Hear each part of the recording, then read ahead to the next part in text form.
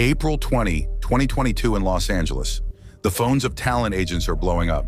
In just a few minutes, Netflix has just canceled dozens of series in production. Wall Street has just opened, and the stock of the king of streaming is plummeting by 35%.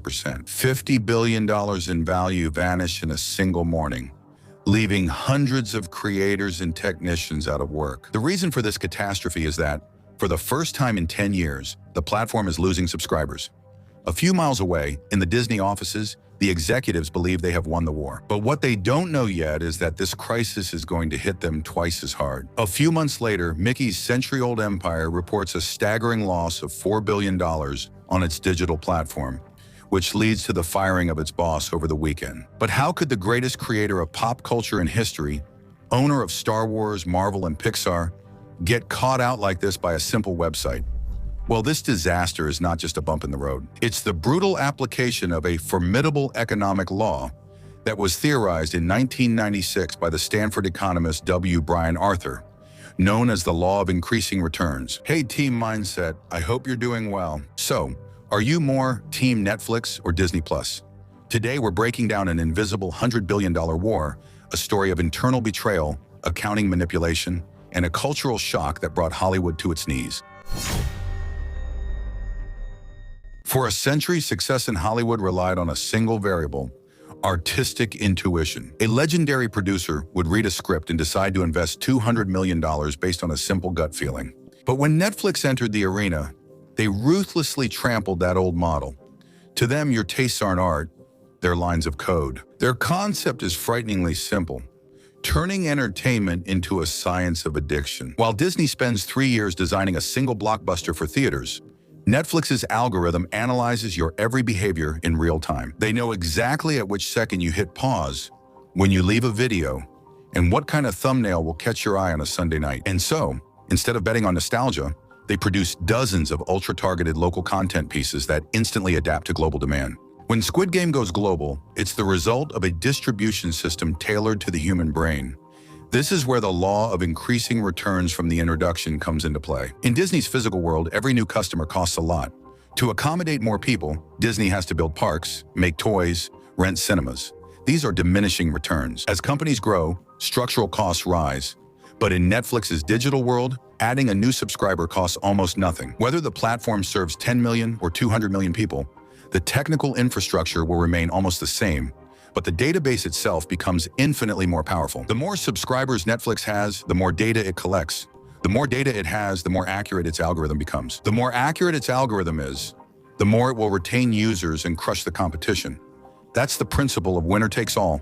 The winner takes everything. The irony is that Disney watched this monster grow with total disdain, convinced that owning the biggest franchises on Earth would be enough to protect them. But when the company's executives finally realized that data was taking over their audience, panic replaced arrogance, and their response would turn into a financial suicide unprecedented in business history.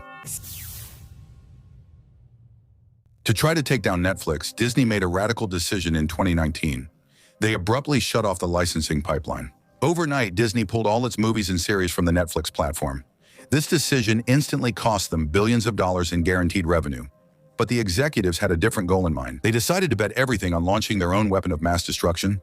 At first, the strategy seemed brilliant. In the middle of the COVID pandemic, Disney's theme parks closed their doors, but the lockdowns pushed subscriptions to historic highs. Wall Street cheers as the stock market surges on artificial growth, but Disney's honeymoon will end abruptly. In early 2022, the tide turns on the New York Stock Exchange. Investors no longer want to hear about subscriber growth.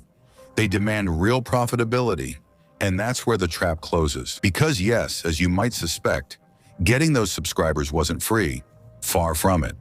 Disney poured more than $30 billion at a loss into massive productions. Disney Plus is losing over $4 billion a year, and the group's funds are running low. At the head of the group, the new CEO Bob Chapek, a financial manager obsessed with Excel spreadsheets, is panicking.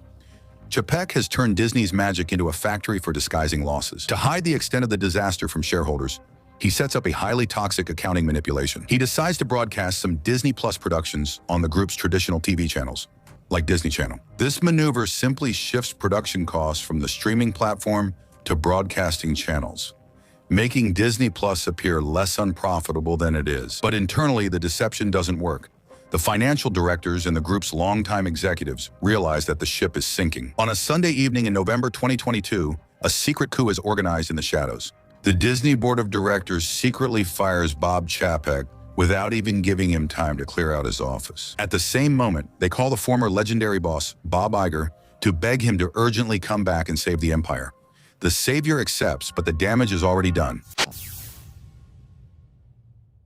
Today, the two giants find themselves face to face in the middle of the ruins of the streaming war. Because yes, in the meantime, Apple, Amazon, and others like HBO have joined them. And financial analysts are split into two radical camps.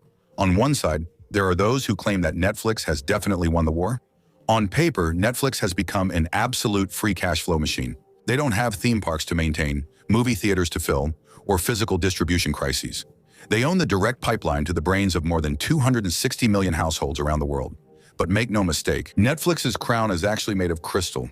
Their business model is an infernal treadmill on which they are doomed to run faster and faster. To keep users from getting bored, the platform is forced to inject more than $17 billion every year into new productions. It's a permanent financial treadmill. If Netflix reduced spending for just a month, subscribers would cancel with one click. And unlike their traditional competitors, they have no tangible assets, no parks or stores to cushion the blow if tech turns against them. On the contrary, the second group claims that it's Disney that remains structurally invincible. Because while Netflix only sells digital air or fleeting attention, Disney owns the real world. When a child watches a cartoon on Disney, he then buys the toy, asks his parents to go to the Disneyland hotel, and consumes merchandise for his whole life. For Disney, streaming isn't a product, but a massive ad platform to drive profits from their physical assets. Technology can destroy platforms, but it can't destroy real infrastructures that last through generations. This is where the real business lesson of this historic duel lies. Rushing your company into a new model just by copying competitors is the best way to self-destruct. Disney confused a vanity metric, the number of subscribers, with the real health of its business model. Never try to beat your competitor on their own technological turf if it forces you to sabotage your own cash cows. Infinite growth based on digital speculation always ends up hitting the wall of financial reality. And this strategic mistake not only emptied the multinationals' coffers, it ended up breaking from within their most profitable cash machine in the history of cinema, Marvel Studios, because of a film like the one shown in the video that's appearing.